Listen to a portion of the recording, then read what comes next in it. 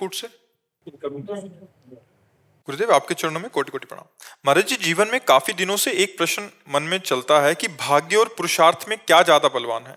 क्या हम अपने पुरुषार्थ से भाग्य को बदल सकते हैं? महाराज जी, मैंने अपने जीवन में कई बार ये अनुभव किया है। अगर पुरुषार्थ बलवान पुरुषार्थ किया जाए तो साधारण पुरुषार्थ से प्रारब्ध को नहीं बदला जा सकता।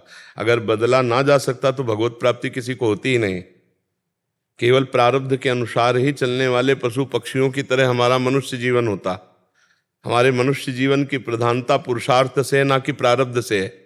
प्रारब्ध को रौंद करके भगवत प्राप्ति हम करते हैं पुरुषार्थ के बल से, पर वो परम पुरुषार्थ है भगवान का आश्रय, भगवान का नाम जप, भगवान की सेवा, भगवान की आराधना। अगर ये नहीं है तो छोटे मोटे दान पुण्य तीर्थ अवगान से प्रारब्ध को नहीं मिटा सकते।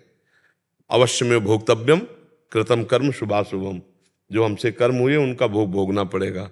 एकमात्र गरज करके भगवान कह रहे हैं सर्वधर्मान परित्यज्य माम एकम शरणम ब्रज, तो अहम त्वाम सर्व पापेभ्यो। सर्व शब्द का मतलब होता है संचित, क्रियमाण और प्रारब्ध, सर्व कर्मों का नाश। अहम त्वाम सर्व पापेभ्यो, सर्व पापेभ्यो मोक्षयिष्यामि मा शुचा। और वही प्रभु ही कर सकते हैं, दूसरा नहीं कर सकता। तो हम प्रभु का आश्रय लेकर प्रभु का नाम जप, प्रभु की लीला कथा का गायन, प्रभु की लीला कथा का श्रवण, प्रभु की सेवा और प्रभु की भावना से ही समस्त कार्य। प्रारब्ध अगर न बदलता तो भगवत प्राप्ति कैसे हो जाती? बिल्कुल प्रारब्ध में किसी के नहीं लिखी भगवत प्राप्ति। भाई कर्म तो दो ही प्रकार के होते हैं, शुभ और अशुभ। उनका परिणाम सुख और दुख होता है। लौकिक भगवत प्राप्ति तो है नहीं, उसके लिए तो अलौकिक कर्म करना होगा। ये भगवान का नाम जप करना, भगवान की लीला कथा सुनना, भगवान की लीला गायन करना, भगवान की आठों पैर भावना में मस्त रहना, ये अलौकिक है। जब तक ये अलौकिक पुरुषार्थ नहीं होगा, अध्यात्म द्वारा पुरुषार्थ नहीं होगा, तब तक प्रारब्ध को रौंदा नहीं जा सकता। इसी जन्म में भगवत प्राप्ति प्रारब्ध से नहीं परम पुरुषार्थ से होती है। पुरुषार्थ में बाधा पहुंचा सकता है प्रारब्ध, और कुछ नहीं कर। जैसे इस शरीर में जो कष्ट होता है वो जब बिना भगवान के भजन के उसे सहा नहीं जा सकता। तो प्रारब्ध अपना असर दिखा रहा है और पुरुषार्थ अपना रंग ला रहा है। जो पुरुषार्थ भगवान का आश्रय लेकर भजन किया बचपन से, वो सिंह की तरह दहाड़ रहा है, परास्त करने का नाम ही नहीं है। भले मृत्यु अभी हो जाए कोई परवाह नहीं। भीषण हर तरह की परिस्थितियां आती है, चक्कर आना, ब्लड प्रेशर लो होना, क्या क्या। अब जब किडनी फेल तो सब समस्या, और कोई समस्या नहीं, कोई समस्या नहीं मेरी। क्यों? क्योंकि सब समस्याओं का समाधान हमारी प्यारी जो है, प्यारे जो है, हर समय चित्त प्रभु से लगा। क्या समस्या? तो प्रारब्ध अपना जोर दिखाया, पुरुषार्थ ने रौंद के फेंक दिया। अब जब मन चाहे तब प्रारब्ध शरीर को फेल कर दे, मृत्यु आ जाए, हम भगवान के पास चले गए। हमारा क्या बिगाड़ लिया? अगर भगवान से न जुड़े होते तो ये नहीं बोल सकते थे कि हमारा क्या बिगाड़ लिया। नहीं, हाँ, तो प्रारब्ध उनको परास्त करता है जो भगवान से विमुख है, जो भगवान के सन्मुख होकर भगवान का नाम जप करते हैं, भगवान के आश्रित हैं। वो प्रारब्ध को रौंद देते हैं, रौंद देते हैं। बिल्कुल नियत समय पर जैसे बचपन में उठते थे जवानी में, वैसे ही है पूरी दिनचर्या। जो हमारी दिनचर्या निरोग अवस्था में थी, वही रोग अवस्था में। क्या बिगाड़ लिया? हाँ, जो पीड़ा है वो और भजन कराती है। जैसे एक गार्ड रख दिया जाए कि हर समय हमें सावधान रखना, ऐसे ही किडनी हमारी गार्ड है। हर समय में कहती सावधान, तुम्हें मरना है। राधा राधा राधा राधा राधा राधा राधा राधा। पुरुषार्थ अगर भगवान के आश्रित होकर किया जाए तो प्रारब्ध की धज्जियां उड़ा दी जाती है, और नहीं प्रारब्ध धज्जियां उड़ा देता है, धज्जियां उड़ा देता है। किसका प्रश्न था? समझ पा रही आप? हाँ, भगवान का नाम जब भजन रूपी ये परम पुरुषार्थ ही प्रारब्ध को मिटा सकता है, दूसरा नहीं। कृष्ण दास जी महाराज, महाराष्ट्र से। जी, आपने एक चौपाई लिखा है, नामासी विमुख तो नर पापिया। महाराज जी, ज्ञानेश्वर महाराज कहते हैं जो नाम नहीं जपता है वो पापी है। ठीक। पाप, गोस्वामी तुलसीदास जी कहते हैं, पापवंत कर सहज स्वभावु, भजन मोर ते भाव न काऊ। जो भगवान से विमुख जन है वो मृतदेह है, वो केवल खा पी रहे, मुर्दे के समान जीवन है उनका। धौकनी भी तो श्वास लेती है, उनका स्वाद।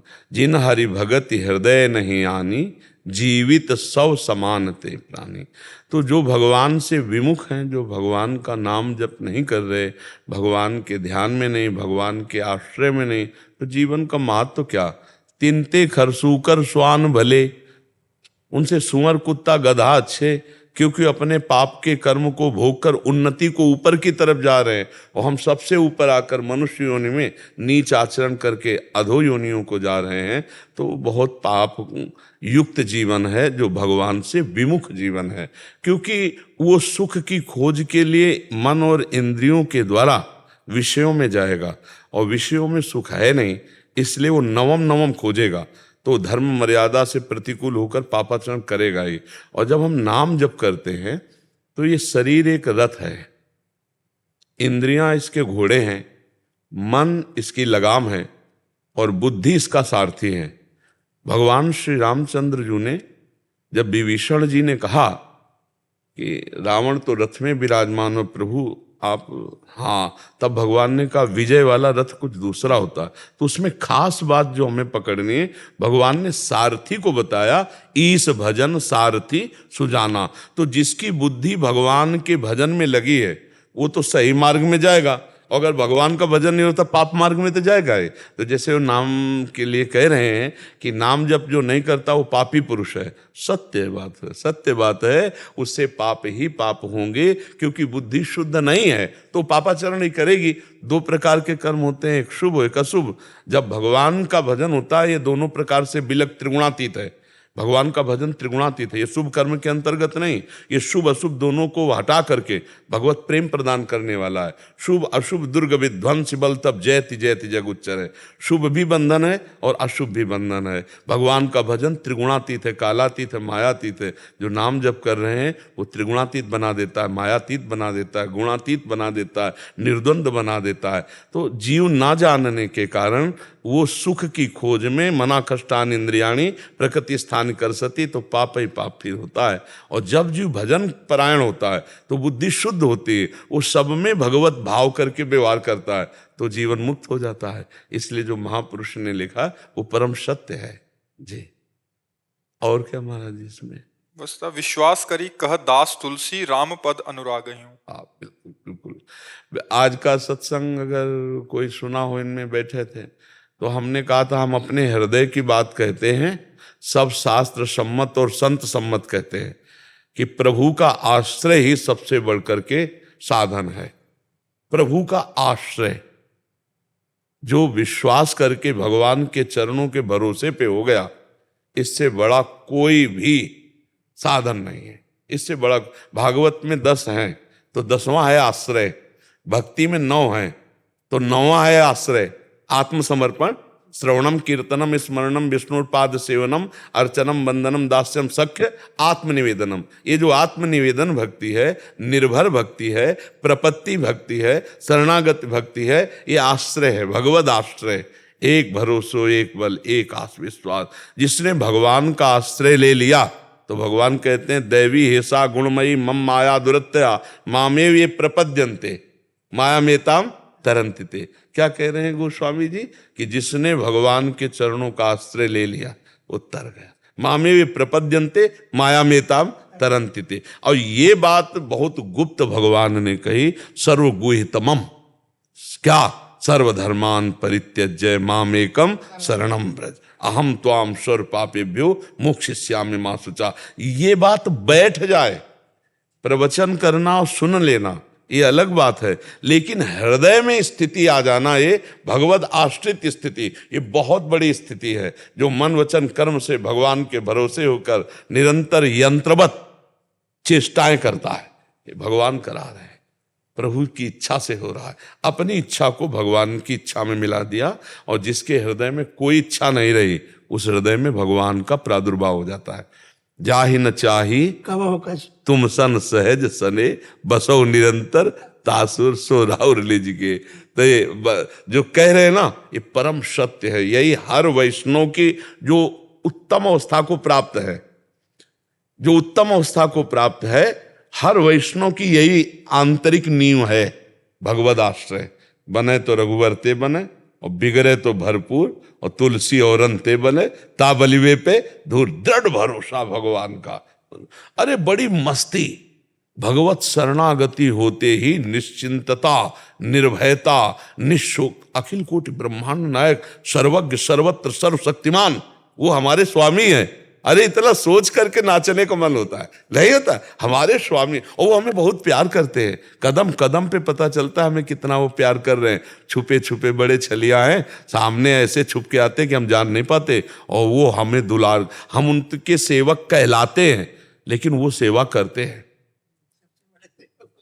हम सेवक कहलाते हैं, सेवा होकर छुप छुप के ऐसे करते हैं कि हम अपने स्वामी को पहचान ही नहीं पाते, और हम जानते हैं कोई सेवक कर गया। वो अरे प्रभु, साक्षात प्रभु ही आते हैं हमारे पास, दूसरा कोई ले जाता, वही विविध रूप धर कर, और हम पहचान नहीं पाते। इसलिए हमें हर समय आश्रित होकर भगवान नाम जप करते हुए अपनी दृष्टि पैनी रखनी है। न जाने किस रूप में मेरे प्रभु पधार जाए, हेले न जाने किस रूप में नारायण आ जाए, हरि आ जाए, तो हमें सबका सब रूपों में भगवान का आदर सम्मान करना है।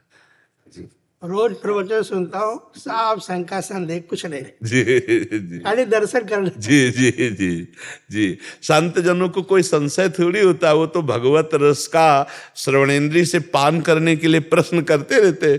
अब आप पूरी रामचरितमानस, पूरी भागवत, आप जो भी ग्रंथ उठाएं, बड़े बड़े सिद्ध महापुरुष प्रश्न कर रहे हैं, तो उन्हें कोई साधन साध्य संबंधी जिज्ञासा थोड़ी है। वो तो भगवत रस का अनुभव, आनंद, और नवम नवम तो उस श्रवणेंद्रिय से, जिनके श्रवण समुद्र समाना, कथा तुम्हारे सुबह सर नाना, भरे निरंतर होए न। मेरे प्रभु की नवम नवम चर्चा, नवम नवम आश्रय, नवम नवम महत्व महिमा, ये हम कान से सुने, यही हमारा नशा है, यही हमारा जीवन है, यही हमारा प्राण है। आशा बसन व्यसन यात्य नहीं, रघुपति चरित होइता सुनहि। बड़े बड़े महापुरुष खोद खोद करके आपस में परस्पर चर्चा करके, बोधयंता परस्परम कथयंति च माम नित्यम तुष्यंति च रमन्ति च, उसी में आनंदित होते रहते हैं। ओंकार प्रसाद शुक्ल जी, लखनऊ से। परम पूज्य महाराज जी, राधे राधे। महाराज जी, गुणाक्षर न्याय किसे कहते हैं? जो जैसे घुन नहीं दाना में घुस गया तो सब माल छान के और चुपचाप निकल आएगा, वो खोखला बचा रहेगा। ऐसे संपूर्ण सृष्टि में एकमात्र सच्चिदानंद भगवान के सिवा कुछ नहीं है माल, और सब है खोखा। इस सृष्टि रूपी गेहूं का खोखा, ये नाम रूप जितना देख रहे हो, और माल है अंदर, सबके हृदय अक्षत अभिकारी, अभिकारी निर्विकार परमात्मा सबके हृदय में विराजमान है। ये बात जो साधक घुस गया भगवान के इन वाक्यों पे, बहुनाम जन्म नावंते ज्ञानवान माम प्रपद्यते वासुदेवा सर्वमिति सा महात्मा सुदुर्लभा। सब जगह भगवान वासुदेव, ये है माल, और ऊपर का खोखा है ये नाम रूप। ये जो नाम रूप देख रहे हो मायाकृत है, और इसमें जो माल है वो है ब्रह्म तत्व, वो है भगवान, वो है परमात्मा। ज्ञानी जिसे ब्रह्म कहते हैं, योगी जिसे परमात्मा कहते हैं, भक्त उन्हें भगवान कहते हैं, प्रेमी जन उन्हें अपने लाडले ठाकुर कहते हैं।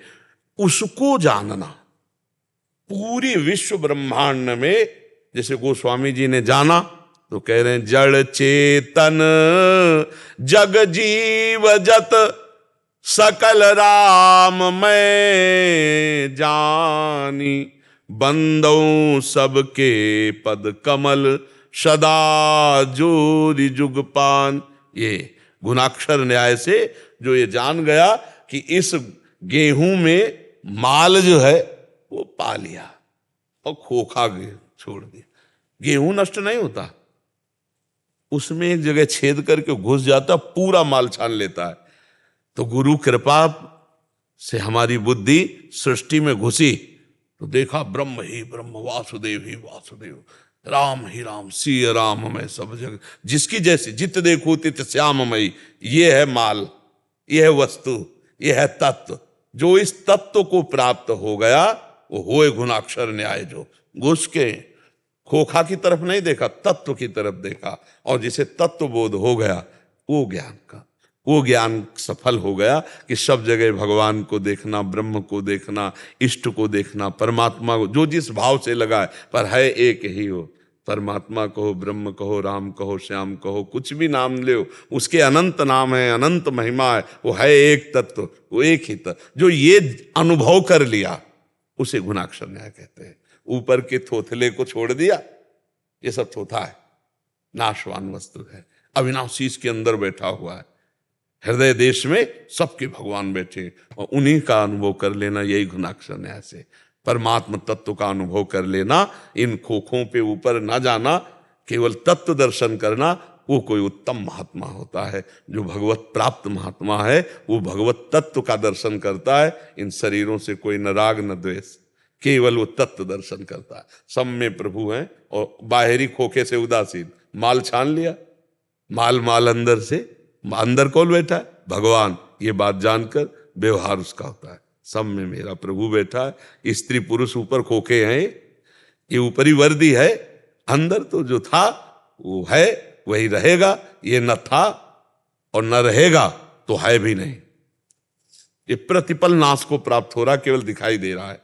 ये पहले नहीं था और ये बाद में नहीं रहेगा। जो पहले भी था, बाद में भी रहेगा, और अब भी है, वो उसी को जान लेना गुणाक्षर न्याय कहते हैं। शैलेंद्र कुमार जैन जी। श्री हरिवंश महाराज जी। पूजनीय महाराज जी, आपके चरणों में वंदन।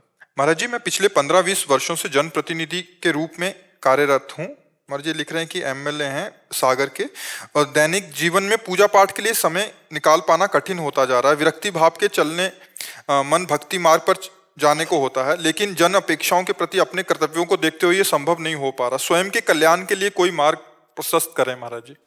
देखो, व्यवहार को जब तक परमार्थ नहीं बनाया जाएगा तब तक काम नहीं बन पाएगा। अगर आप एमएलए हैं या कोई भी सरकारी पद है तो जनता के सेवा के पद हैं। क्यों? स्वामी पद तो है नहीं। हमारे राष्ट्र में जितने भी पद हैं सब सेवक पद हैं, समाज की सेवा के पद हैं। और चाहे जिस भी पद का नाम लिया जाए वो समाज सेवा पद हैं। अगर हम सेवक भाव से सब में स्वामी भाव ले आवे और धर्म से सेवा करें तो, और भगवान का नाम जप करें तो इसी से भगवत प्राप्ति हो जाएगी। अर्जुन जी से कह रहे माम निस्मर युद्ध च, दो बात कही, बहुत जोर की है ये। युद्ध रूपी कर्तव्य करो और मेरा स्मरण करते रहो, मेरी ही प्राप्ति होगी। तो जितनी आप में सामर्थ्य है, जितनी जनता को भारतीय विधान के अनुसार आप सुख दे सकते हैं, आप उतने सुख देने में मगन रहिए और सब में भगवत भावना कीजिए। जो अभी आप चर्चा सुन रहे थे, इन्होंने गुणाक्षर न्याय की जो बात की कि सब में प्रभु विराजमान है, आप वैसे प्यार से बात कीजिए और जितनी आपकी जो सामर्थ्य है आप उतना सुख दें उनको, और वही सुख भगवान को अर्पित कर दें कि प्रभु हमसे और बैठ कर के ध्यान धारणा सेवा तो बनेगी नहीं, हम समाज की सेवा को ही आपकी पूजा मानते हैं। और बीच बीच में जो नाम आपको प्रिय लगे, रामकृष्ण हरि जो नाम आपको प्रिय लगे वो नाम उच्चारण करते रहिए, इसी से भगवान की कृपा हो जाएगी। अगर समाज को भगवान की सेवा ना मानेंगे और इनके स्वामी बन करके और इनका शोषण कोई पदों पे बैठ के करे, तो फिर एकांत में खूब दूध से अभिषेक करे भगवान का, तो भी भगवान प्रसन्न होने वाले नहीं। कपिल भगवान श्रीमद् भागवत में कह रहे हैं कि जो समाज में बाहर राग द्वेष का बर्ताव करता है और एकांत में मेरे श्री विग्रह की अच्छे अच्छे पदार्थों से अर्चना वंदना करता है, मैं उसकी सेवा ऐसे स्वीकार नहीं करता जैसे राख में किया गया हवन। राख में किया गया हवन जैसे व्यर्थ है, ऐसे उसकी एकांतिक अर्चा विग्रह में की हुई अर्चना वंदना व्यर्थ जाएगी। जो बाहरी सब में विराजमान भगवान का अपमान करता है, द्वेष करता है। तो आपको तो बहुत बढ़िया सेवा मिली, हजारों लोगों के प्रतिनिधित्व हैं आप। आपको पास हजारों लोग अपना दुख दर्द लेके आए और आप उनके दुख दर्द को अपना दुख दर्द मानकर भगवत भाव से जितनी सामर्थ्य है निपटाने की कोशिश करें, ये बहुत बड़ी पूजा हो जाएगी। परहित सरिस धर्म नहीं भाई। पर पद में बैठ करके और भगवान का नाम जप करते हुए दूसरों की सेवा करना कोई सत्संगी पुरुष ही कर सकता है, नहीं तो को नर अस जन्मा जग माही प्रभुता पाही जाहि मद नाही। जहां प्रभुता पद मिला तो एक गर्व आ जाता है और वही पतन करा देता है। जब दक्ष जी को प्रजापति पद मिला ना, भगवान शंकर के ससुर सती जी के पिता, जो ही प्रजापति पद मिला तो सभा में जब आए तो सब खड़े हो गए, लेकिन भगवान शंकर ब्रह्मा जी ये खड़े नहीं हुए। तो ब्रह्मा जी को देखकर तो नमस्कार किया कि भाई प्रपितामह सब पूरे जगत की सृष्टि रचना करने वाले ना उठे तो कोई बात नहीं, लेकिन जब भगवान शंकर की तरफ देखा तो उन्होंने कहा ये तो बेटे के समान है, क्योंकि अपनी बेटी दान। बहुत कड़ुआ बोले, आप शास्त्र में पढ़ के देख ला, हम तो उतना बोल भी नहीं पाएंगे, बहुत कड़ुआ बोले।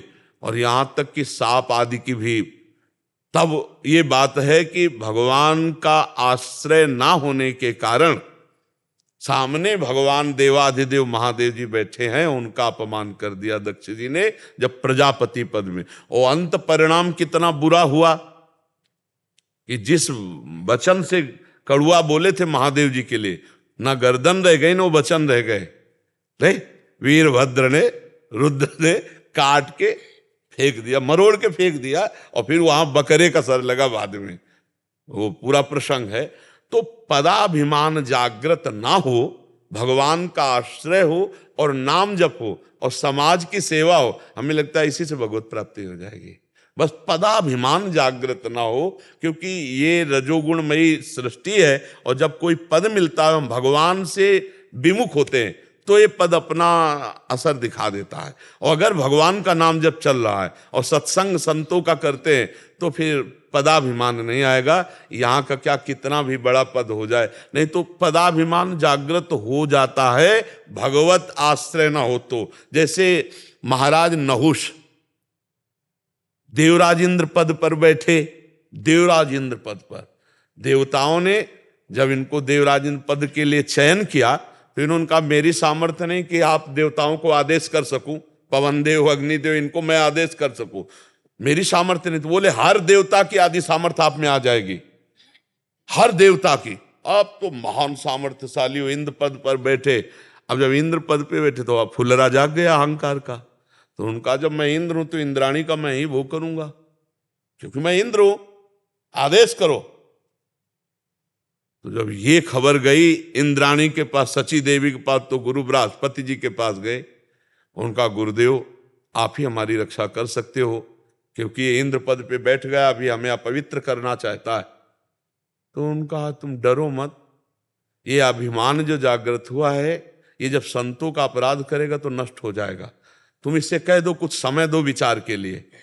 कुछ समय हुआ फिर खबर भेजा, तो उनका बहुत उतावला, उससे कह दो कि अगर सप्त ऋषियों की पालकी में तुम बैठ के आओ तो हम तुमसे मिलेंगे और जल्दी आओ। अब तो बावरा बन गया नहुष, ये नहीं ध्यान रहा कि बात क्या कही जाए। सप्त ऋषियों को आदेश किया पालकी जो, तो अब देवराज इंद्र पद पर त्रिभुवन पति है तो आदेश का पालन होगा। बुद्धि भ्रष्ट हो गई और इतना उतावलापन बढ़ा कि सर पे लात मारा ऐसे और कहा सर्प सर्प। सर्प माने संस्कृत में होता शीघ्र चल शीघ्र चल। तत्काल शाप हो गया, जा सर्प योनि को प्राप्त हो। अजगर बन के कहां देवराज इंद्र और कहां अजगर योनि। तो ये जो त्रिभुवन के जितने छोटे पद से बड़े पद तक है, जब तक भगवान का आश्रय नहीं होगा और भगवत भजन नहीं होगा तो इसका एक गर्व आ जाता है और गर्व में हमसे अपराध बन जाते हैं और अपराध से फिर हमारा पतन हो जाता है। यदि हम इस दोष से बच पावें, गर्व दोष से, और हम दैन्य होकर सब में भगवत भावना करके समाज सेवी हम बने तो हमारे ऊपर भगवान की कृपा रहेगी। इससे और ऊंचे पद हैं, धीरे धीरे क्रम से आप ऊंचे पदों पे भी जाकर, जब पिता देखता है कि 100 रुपया ठीक से खर्चा कर लिया तो 1000 रुपया पकड़ा देता है, और जब देखता है 1000 ठीक से खर्चा कर लिया तो 1 लाख देने की हिम्मत रख लेता है। ऐसे वो जगत पिता है, जब देखता है कि अमुक पद का बहुत अच्छा प्रयोग हुआ तो आगे बढ़ा देता है। और फिर इसके बाद सबसे बड़ा पद है परम पद, भगवान परम पद भी प्रदान कर देते हैं। तो हम ऐसे भगवान का आश्रय लें, नाम जप करते हुए समाज की अपने अधिकारानुसार सेवा करें तो भगवान की कृपा हो जाएगी। नकुल शर्मा जी। राधे राधे। राधा वल्लभ श्री हरिवंश महाराज जी। महाराज जी, मैं बाहर पढ़ता हूँ, MBBS का छात्र हूँ। मेरा लालन पालन बड़े ही भक्तिमय परिवेश में हुआ एवं नाम जप भी करता हूँ, लेकिन अभी विदेश के अति उन्मुक्त ओपन वातावरण में बहुत घुटन और असहजता महसूस हो रही है, क्योंकि चारों तरफ धर्म विरुद्ध आचरण व खान पान को देखकर मन खिन्न हो जाता है। हाँ, पर बच्चा मन खिन्न ना करो। विभीषण जी ने बढ़िया भक्ति लंका में कर ली, लंका में कर ली ना। तो ऐसे कुछ तुम्हें स्वभाव बनाना पड़ेगा कि जैसे बाजार जाया जाता है, बहुत सी सामग्री बिकती है, लेकिन हमको जो खरीदना है वही हम खरीदते हैं ना। ऐसे ही पूरी सृष्टि में भगवान ने सब अलग अलग दिमाग वाले, अलग अलग स्वभाव वाले, अलग अलग खान पान वाले, अलग अलग क्रियाओं वाले व्यक्तियों की रचना की। तो हम देखें, हम केवल देखें, प्रभावित किसी से ना हो, और हमको जो सिखाया गया है हम उसी मार्ग से चले। जैसे वहाँ भोजन में अधिकता मांस आदि की है, अन्य देशों में प्रधानता व्यभिचार की है, खान पान में मांस की है, और जीवन का उद्देश्य केवल भोग विलासिता ही है। हमारा जो धर्म है इसमें जीवन का उद्देश्य भगवान की प्राप्ति है, और जीवन उसी का पवित्र है जिसने इंद्रिय और मन को संयम में किया। वहां छोड़ना है, यहाँ घसीटना है, और यहाँ हर इंद्रिय को पवित्र रखना है। भोजन पवित्र, जनेंद्रिय पवित्र, विचार पवित्र, सब पवित्र। तो बाहर रहकर हम पवित्र रह सकते हैं। हजारों भक्त हैं जो बाहर भजन करते हैं, पर यह जरूर है कि है बहुत खतरा, क्योंकि हम जिस वातावरण में रहते हैं उसका प्रभाव पड़ता है। तब जब भजन नहीं होता, का हनुमंत विपत्ति प्रभु सोई, जब तो सुमिरन भजन न होई। और अगर नाम चल रहा है तो लंका में घोर निशाचरी कृत्य होने पर भी विभीषण जी में कोई भक्ति में फर्क नहीं पड़ा। और लंका में प्रवेश कर रहे हैं हनुमान जी कैसे? प्रविश नगर की जय सब काजा, हृदय राखी कौशलपुर राजा।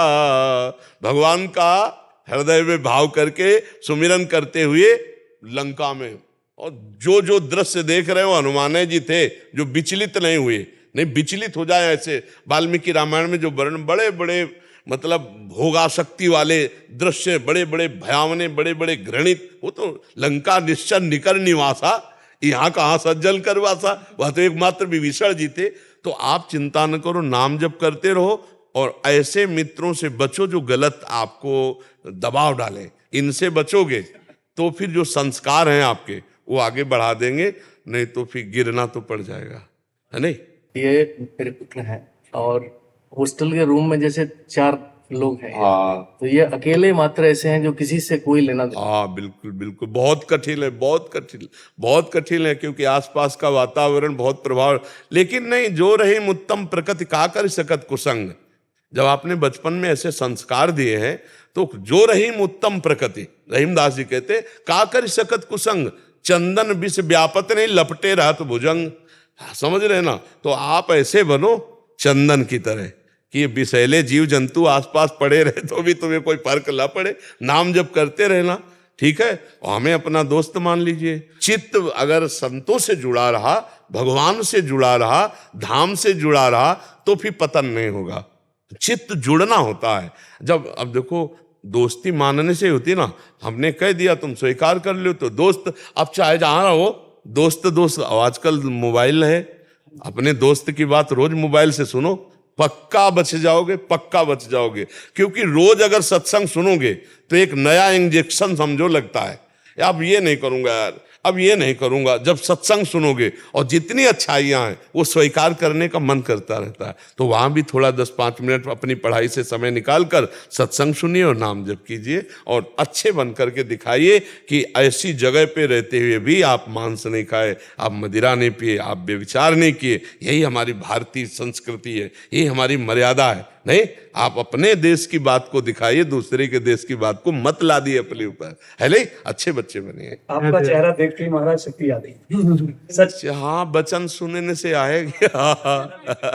नेहा तेजपाल जी पंजाब से। राधे राधे महाराज। राधे राधे महाराज जी। महाराज जी, हमारे परिवार में बच्चे अच्छे आचरण रखते हैं, शुद्ध भोजन पाते हैं, भगवान में विश्वास रखते हैं और नेक कर्म करने में भी विश्वास रखते हैं, परंतु उन्हें हर बार समझाने के लिए तर्क और प्रमाण की आवश्यकता होती है। हम उन्हें यह समझाने में असमर्थ होते हैं कि हमारे पिछले जन्मों के कर्मों के हिसाब से हमें इस जन्म में देना होता है, वो इस जन्म में हमारा द्वारा नवीन कर्म बनाए जा रहे हैं। उनका कहना है कि जब हमें पिछला जन्म याद ही नहीं तो हम ये कैसे मान लें कि हमें पुराने कर्मों का फल मिल रहा है। इन बच्चों को ये अब कैसे तर्क को कैसे समझा? अभी इसी जन्म में आप सब लोग, हम सब लोग 9 महीने माता के गर्भ में रहे, कुछ याद है किसी को? आप प्रमाण दे सकते हो कि आप गर्भ में थे? नहीं। आप देख लीजिए, है नहीं? आप 15 दिन पहले क्या खाए थे, आप प्रमाण दे सकते हैं? 15 दिन की बात है, आपको बहुत गणित लगानी पड़ेगी, फिर पूर्व जन्म की स्मृति कैसे आपको जागृत हो सकती है? तो हमको मानना होता है, हम माँ के गर्भ में थे, मानना ना। देखो, हर चीज प्रमाण से ही नहीं होती, मानने से होती है। जैसे हम कहते हैं हम कैसे माने कि ये पिता हमारे हैं, तो इसका प्रमाण माँ है, वो बोलेगी, उसके वचन पर हमें चलना होगा।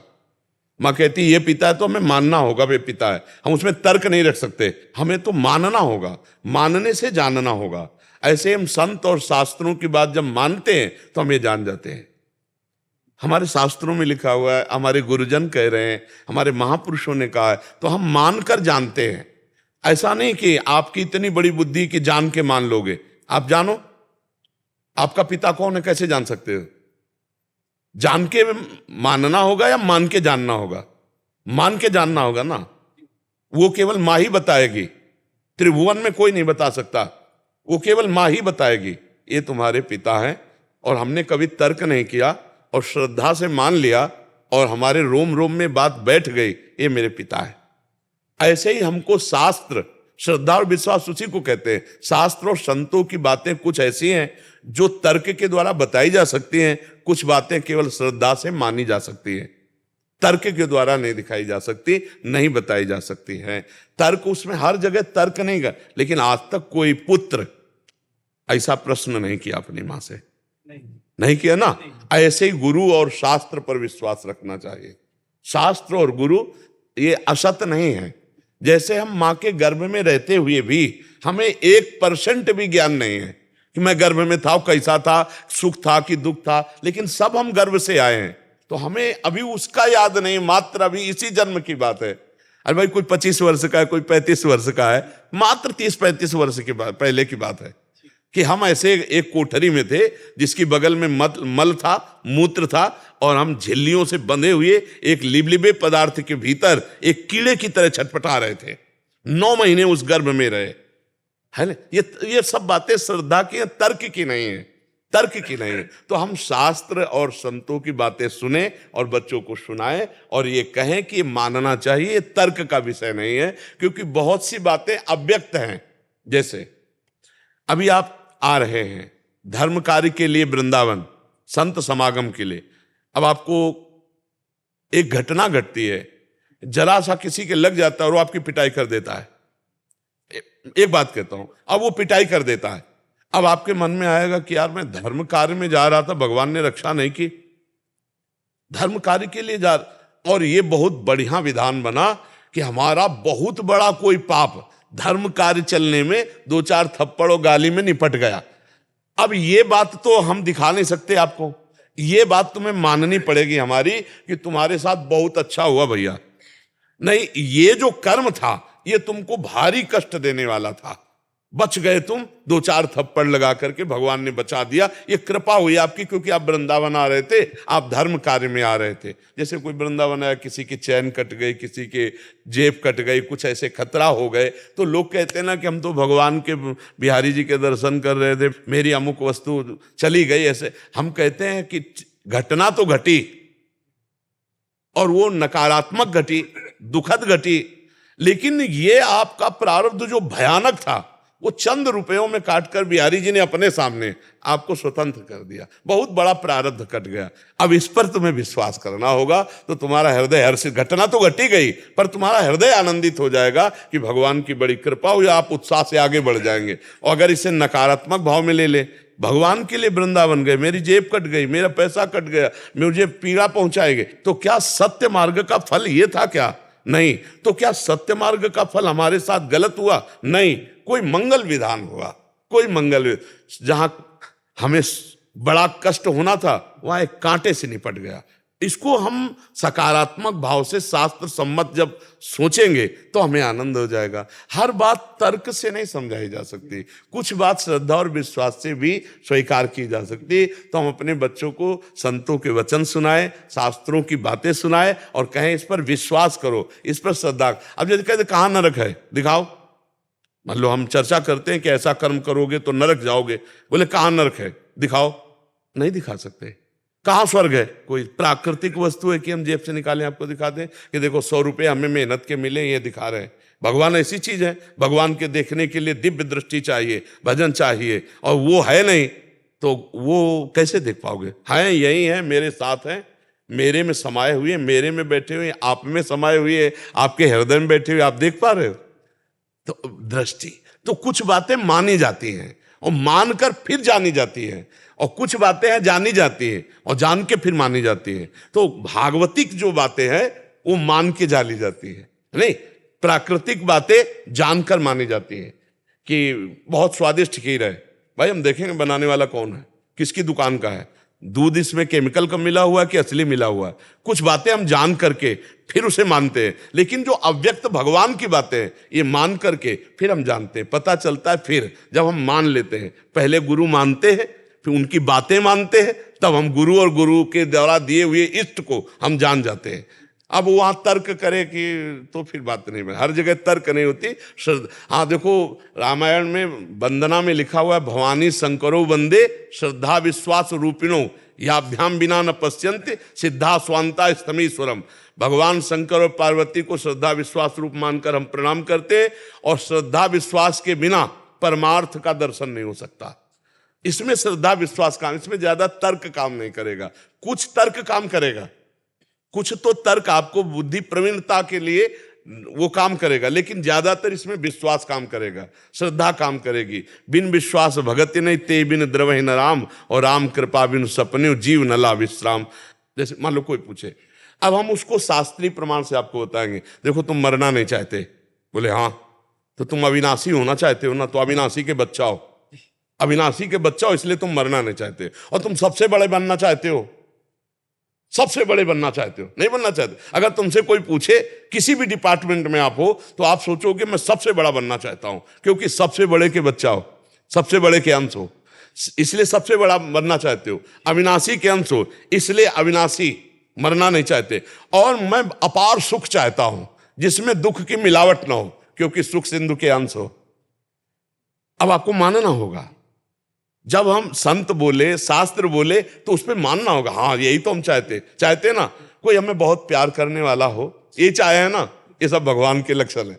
हम भगवान के हैं ये प्रमाण दे रहे हैं, क्योंकि हमारे पिता भगवान अविनाशी, हमारे भगवान सुख सिंधु, हमारे भगवान सबसे बड़े, हमारे भगवान प्रेम सिंधु, और यही तो हम मांग रहे हैं। क्योंकि हम अंश हैं भगवान के, तो हम अपने अंशी की खोज कर रहे हैं, पर प्रकृति में परमात्मा से विमुख होके तो कभी पूर्ति नहीं होगी, वो परमात्मा की तरफ। तो हमें संत सदगुरुदेव शास्त्र की बातें माननी पड़ेंगी, तब हम जान पाएंगे जी। शांतनु कौशिक जी। श्री हरिवंश। श्री हरिवंश महाराज जी। महाराज जी, साधक में क्या क्या अवस्थाएं आती हैं शुरू से आखिर तक, एक बार महाराज जी जानना चाह रहे थे। क्या भक्ति व ज्ञान में अलग अलग अनुभव? हम दो केवल बातें तुम्हें बताएंगे, इसी में से आगे जो अध्यात्म की दिव्यताएं हैं वो तो सब अपने आप आ जाएंगे, उनको रास्ता पूछने की जरूरत नहीं, रास्ता चलने की जरूरत है। दो बातें हैं। उपासक यदि प्रलोभन और भय इन दो में कभी ना फंसे तो जितनी भूमिकाएं ज्ञान की हैं भक्ति की वो सब अपने आप आ जाती हैं। प्रलोभन 3 प्रकार का। पहला कामिनी, काम का, परस्पर शरीरों का आकर्षण ही काम भाव से इतना प्रबल है प्रलोभन में कि पहली घाटी काम की है कि अच्छे अच्छे साधकों को फैला देती है, अच्छे अच्छे को। मन इतना फिसड्डू है, इतना फिसलने वाला है कि पूछो मत, कभी भी किसी का कहीं भी फिसल सकता है। विश्वास नहीं इस मन का, भगवान के भरोसे से इस मार्ग में अपने मन को संभाला जाता है। बका विश्वास नहीं हमें कि हम निकल जाएंगे, इस जगह से निकल जाएंगे, हम फंसेंगे नहीं, विश्वास नहीं। विश्वास है भगवान निकाल देंगे, भगवान निकाल देंगे, निर्विकार निकाल देंगे, ये विश्वास है, लेकिन हम निकल जाएंगे ऐसा विश्वास नहीं। हमारी एक एक बात को बहुत ध्यान से समझना, तब परमार्थ समझ में आएगा। क्योंकि हम निकल जाएंगे तो अहंकार और अहंकारी का पतन होता है। भगवान निकाल देंगे, ये पक्का विश्वास है कि भगवान जिसकी रक्षा करते करो सदा तिनके रखवारी, जिम बालक राखे महतारी। तो फिर कौन बिगाड़ सकता है? जब जानकी नाथ सहाय करे तो कौन बिगाड़ सके? डरते रहो, फिर कोई नहीं बिगाड़ सकता। तो पहला आकर्षण है कामिनी। अगर इससे निकल गया साधक, बड़ा कठिन है निकलना। मतलब आप ये समझो कि 100 में 2 ही 4 नहीं, शेष तो यही प्रश्न में गिर जाता है, उत्तर नहीं दे पाएगा, निकल नहीं पाएगा। काम, जब काम आकर्षण होता है तो भगवान छोटे नजर आते हैं और काम भोग भगवान से ज्यादा आनंद देने वाला नजर आता है। उस समय केवल गुरु आज्ञा, निषिद्ध कर्म नहीं, भगवान के मार्ग में चलना, कुछ नहीं, राधा राधा भाग भाग भाग, तो बच गया। और जो वीर बनने की कोशिश की, नहीं हमारा क्या बिगाड़ सकता है, तो कोई नहीं बच सकता, कोई भी। 100 के 100 मुंह भरा गिर जाएंगे। उनमें 2-4 वो बचते हैं जो गुरु वचनों की याद करते हैं उस समय के, नए नए हमारे प्राण चाहे भले चले जाएं, लेकिन हम कुमार्ग में कदम नहीं रख सकते। फिर दूसरा है रुपया, कंचन। जब साधक सही ढंग से चलना शुरू करता है ना, तो ये शुरू हो जाता है। अब अगर वो ये समझ पा रहा है कि आए हुए धन का हमारे भोग के लिए नहीं, समाज कल्याण के लिए, जन जीवन के मंगल के लिए, संत सेवा, ठाकुर सेवा, ऐसे, तो उसको फंसा नहीं पाएगा। और अगर वो स्वयं भोक्ता बन के कंचन का भोक्ता बन गया, मारा गया, उन 100 में तो 96 तो वो पहले ही प्रश्न में गिर गए, और जो कुछ बचे तो दूसरा प्रश्न बहुत जोर का है, ये रुपया वाला नहीं, तो कंचन दूसरी। अब तीसरा जो बचा वो नाम रोशन हो जाए, मान बढ़ाई, ये बहुत इतनी जोर का ये खाई है कि इसमें 100 के 100 मुंह भरा गिर पड़ते, कोई एक निकल पावे। प्रलोभन, 2 ही बस शब्द हम बोले थे, प्रलोभन और भय। प्रलोभन में 3, कामिनी, कंचन और कीर्ति। कीर्ति से निकल पावे कोई बिरला नहीं। कंचन विजयी हो सकता है, कामिनी विजयी हो सकता है, लेकिन मन में ये अंदर, अगर ये अंदर है तो भगवत प्राप्ति नहीं होगी, गया। इसका भी तृणादपि सुनीचेन, इस सूत्र से इसे काटा जाता है। तृणादपि सुनीचेन, अपने को तृण से भी नीच समझकर, सो अनन्य गति जाके स्मति न टरे हनुमंत, मैं सेवक सचराचर रूप स्वामी भगवंत, काट देगा, इस सूत्र से काट देगा। सब रूपों में मेरे भगवान हैं, तो मान ग्रहण न हुआ। अगर कि यश कीर्ति मान में फूल गया, जो इन 3 प्रलोभनों से बच जाए। और चौथा है भय। कदम कदम पे भय का मार्ग है, पता नहीं कब कौन सा विकार आकर हमें गिरा दे, पता नहीं कब कौन से, और ऐसे ऐसे भयावह आते हैं कि अब तो गए, अब तो गए, अब तो गए। लेकिन भगवान का भरोसा होता है ना, तो भगवान बचा करके प्रलोभनों और भय से, दोनों से। जो इनके आगे निकलता है, फिर भारी प्रलोभन आता है सिद्धि का, सिद्धियों का। और जो उन सिद्धियों को भी स्वीकार न करे, ये कंचन, कामिनी, कीर्ति और फिर सिद्धि, किसी भी सिद्धि को स्वीकार किया।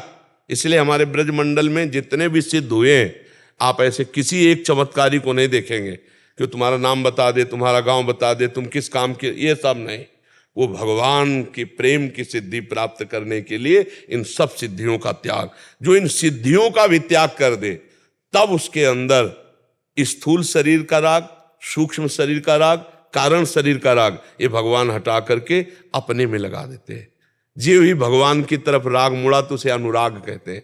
अब वो छिन छिन रुदन करंत, छिन गावत आनंद भरी, छिन छिन हार हसंत, याजु कृपा हरिवंश। वो थोड़ी थोड़ी देर में भगवान की स्मृति में रो पड़ता है, कभी भगवान के लिए गा रहा है, कभी भगवान के लिए नाच रहा है। उसकी दशा भक्ति और ज्ञान में वो अपने स्वरूप में स्थित होने लगता है, आत्मस्वरूप में स्थित रहा। अहम ब्रह्मास्मि, मैं ब्रह्म हूं, सब निर्विकार स्थिति, आनंदमयी, न मृत्यु का भय, न कोई लालसा, कोई लालसा नहीं। ब्रह्मभूता प्रसन्न आत्मा न सोचति न कांग, न कोई चाह न कोई सोच, वो स्वयं आ जाएगी। हमको बचना दो बातों से है, भगवान का भजन छुड़ाने के लिए कंचन कामिनी कीर्ति, ये प्रलोभन, फिर सिद्धियों का प्रलोभन और नाना प्रकार के भय। ना हम प्रलोभन से हटने वाले हैं और ना भय से, और रात दिन भजन करते हुए सत्कर्म आचरण, आगे अध्यात्म की स्थितियां जागृत होती चली जाएंगी। वो अनुभव गम्य है, वो अनुभव। पहली स्थिति बस यही है कि ये कंचन कामिनी कीर्ति, इन तीन में हम ना फंसे, नहीं प्रायः प्रायः प्रायः फंस जाते हैं। आखिरी हद तक गिरा लेती है, बस आखिरी हद है माया की एक यश कीर्ति। अपने अपना मान लिया, मान सम्मान कीर्ति, तो मिटिया मिट हो गया। कि महाराज जी ये जैसे कामनी है, ये बार बार एक बार जोर प्रलोभन आया उसके बार बार भी आता रहता। अरे जब तक भगवान का साक्षात्कार नहीं, आखिरी तक आता रहेगा। योद्धा ऐसा थोड़ी कि एक ही बाण चढ़ाकर छोड़ दे, 1000 बार वो प्रयास करेगा कि तुम्हारे हर कदम पर तुम्हें गिरा दे। तो जब तक भगवान का साक्षात्कार ना हो तब तक बिल्कुल ऐसे ही चलना। ये थोड़ी कि एक बार जीत गए तो जीत गए, नहीं नहीं, वो हर अवसर पे आएगा। जैसे महाराज जी बीच बीच में चिंतन बनता है, हम जैसे आपका सहारा लेके गुरुदेव को स्मरण करके काट देते हैं, फिर न कई बार बार बार और 2-4 दिन के बाद चिंतन बनना कोई परेशानी की बात नहीं है। ध्यान रखना, ध्यान रखना, हम नाम जब कर रहे हैं, हमारा मन कहीं फिसल कर जा रहा है, ये कोई खास बात नहीं। क्रिया ना होने पावे, क्रिया होना खास बात है। चिंतन तो नाम काट देगा। जैसे आपका नाम चल रहा है राधा राधा राधा, और गंदा चिंतन हो रहा है, तो वो साथ में वो जो बोर्ड को पोंछने वाले को डस्टर कहते हैं, वो साथ में नाम लगा हुआ है, वो मिटा देगा। वो संस्कार नहीं, वो जन्म मरण के चक्र में नहीं फंसा पाएगा चिंतन। अगर क्रिया बन गई तो फिर वो दोषयुक्त हो जाए। क्रिया ना होने पावे, चिंतन फिसल कर चला जाए तो कोई हानि की बात नहीं है, क्योंकि नाम चल रहा है, बार बार नाम आप संभालेगा उसको। अगर क्रिया बन गई तो फिर बड़ा समय। से दृढ़ चिंतन होता है, नाम भी कुछ नहीं। जैसे गुरु का स्मरण करते मन बार बार कहता है ले क्या यार बोधा तू स्वयं खड़ा हो, बार बार मैं गुरु को क्यों बीच में ले आता है। गुरु जी हमें शक्ति नहीं, देखो मन का कार्य है, वो कनेक्शन काटेगा, वो गुरु से कनेक्शन काटेगा, नाम से कनेक्शन काटेगा, भगवत चिंतन से कनेक्ट, तभी तो तुम्हें मारेगा। और अगर नाम का कनेक्शन चल रहा है, गुरु का कनेक्शन चल, तो मार नहीं पाएगा। वो कहेगा कि ऐसे गंदी बातों के बीच में क्यों लाते हो। नहीं नहीं, गंदी बात के बीच में ही लाएंगे तभी तो सुधरेगा। नहीं, हमें जन्म जन्मांतर से फंसाए रखा है, कहीं शर्माए नहीं। देखो इस मार्ग में बात समझ लो, अपना हृदय गुरु और भगवान से खोल के रखे, भगवान से खुली बात कहे। देख लो महाराज, हम आपसे कुछ नहीं छुपा रहे, आप सब कुछ जानने वाले हो। अगर ये हमको कहीं ले जाएगा तो हम साथ आपको ले जाएंगे, हम वहीं बोलेंगे राधा राधा राधा राधा। अब आप देख लो, आप बचा, वो सब बचा लेंगे। भगवान का छुपाने कि यार इतनी गंदी बात के लिए हम राधा राधा बीच में बोले, क्यों नहीं बोलेंगे? वही तो हमारा सब कुछ है। हम ऐसी जगह भी राधा राधा बोलेंगे और फिर आप बचाओ। आप हम नहीं बच पा रहे तो हम पुकारेंगे राधा राधा राधा। ये मन की चाल पे मत आना, भजन मत छोड़ना, वो सब सही कर लेगा। प्रलोभन का विषय आता है, बोलते हैं जैसे पहले कुछ था, अब बोलते हैं कि 900 चूहे खा के बिल्ली चली गंगा नहाने। हाँ, ये नहीं ले ऐसी बातें नहीं सुनते। चुपचाप चले चलो। जब हम गंगा किनारे भजन मार्ग में थे ना, तो जैसे तुम्हें कहते ना 100 बिल्ली चूहे खाकर गंगा नाले में चली, तो ऐसे ही संसार के आदमी, ऐसा नहीं कि हमको यही होता रहा जय हो, ऐसा नहीं। लेकिन वो सहकर भगवान के मार्ग में चले। हमको एक शराबी ने उपदेश किया था, हम कई बार सत्संग में सुनाया है कि हम हो सकता है 18-19 वर्ष के होंगे, तो ब्रह्मावर्त बिठूर गंगा किनारे, तो उसने शाम का टाइम था, तो अपना इधर आओ, तो एक स्वभाव में हमारे कौतुकी था, कौतुकी मतलब खिलवाड़ जैसा। तो नजदीक गए और उससे समझ गए थे, बदबू आ रही थी शराब पे। बोले इधर नजदीक, बाबा जी बने हो? हाँ जी। कितने साल हो गए? तुमका भी ज्यादा साल नहीं हुए, 5 साल हुए होंगे, क्योंकि 18 वर्ष तो 13 वर्ष से भागे थे, तो 18 वर्ष 5 साल। तो उसने कहा हमारे साथ। तो कहाँ ले चल रहे? बोले और कहीं नहीं ले चल रहे, आओ हमारे साथ। तो मतलब एक कौतुकी स्वभाव था, क्या कर लेगा एक। गए तो वो बैकुंठ धाम ले गया, एक बैकुंठ धाम बना था। ऊपर चढ़ा और भगवान की तरफ अंगुली करके बोला, देखो ये काहे के बने? वो काहे के बने? तो भगवान है। बोले बने काहे के? हम कहा भले क्या भगवान है, उसमें क्या भले का है? बोले संगमरमर के बने। हम कहा अच्छा, और नीचे का दिखाया, बोले क्या लगा है? हम कहा ये भी संगमरमर है। तो उनका जानते हो, तिल तिल काटा गया है संगमरमर, टूटा नहीं। तो आज भगवान बन के पूज रहा है। और एक संगमरमर वो जो पैरों के नीचे पड़ा है, टूटना नहीं जिंदगी में। अगर बाबा जी बने हो, चाहे जितना कष्ट मिले, हम तुरंत उसको पंचांग प्रणाम किया था कि हमें भगवान इस रूप में छद्म वेश में उपदेश, पूरे जीवन याद रखा। जहां संकट विपत्ति भूख प्यास कष्ट के में मन उबा तो ध्यान, टूटना नहीं, जिंदगी में टूटना नहीं, ऐसा उसके वचन से उपदेश, वो जीवन भर याद रखा। और इसको हम 50 बार सुला चुके हैं। तो जीव को भगवत मार्ग में गालियां भी मिलेंगी, और ऐसा नहीं कि प्यार ना मिले, प्यार भी मिलता है, सम्मान मिलता है, दुलार मिलता है, पर दोनों बातें हैं। तो हमको सहना होगा, ना प्रलोभन से टूटना है, ना हमें भय से पीछे हटना है। तो हमें आगे आगे स्थितियां आती चली जाएंगी, पर मजबूत रहो। लोग क्या कहते हैं, हम लोगों के लिए भक्ति करते हैं क्या? लोगों के कहने के लिए भक्ति करते हैं क्या? नहीं, हम भगवान की प्रसन्नता के लिए करते हैं। लोगों को जो मना है सो कहते रहे, लोगों का तो काम है कहना, वो कुछ ना कुछ तो बोलेंगे। तो हमको उस पर नहीं ध्यान देना, हमें अपने सत्य मार्ग पर ध्यान देना है। ठीक है। राधा राधा राधा राधा राधा राधा राधा राधा राधा राधा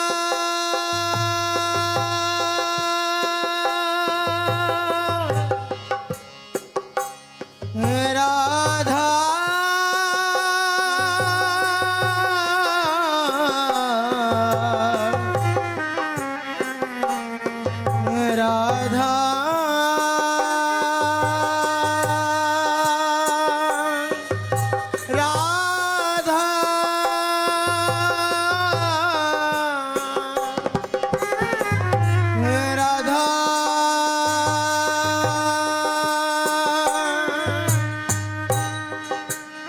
श्री राम